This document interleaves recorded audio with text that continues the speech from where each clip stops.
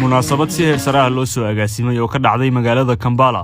ayaa loogu dabaaldegay sanad guuradii labaad ee ka soo wareegatay markii beesha Surre ay yagleeshay midow beeleed oo gaar ah oo ayahooda kaga tashadaan isla markaana leh calan ka turjumaya midnimadooda ka iyo dusha lagu sida calankii duriyado oo dayax sar farxad lagu dekin duqaya caruur ka iyo dusha lagu sida calankii duriyado oo dayax sar farxad lagu dekin duqaya caruur gabadha daacad iyo dhalin dooraba aduubka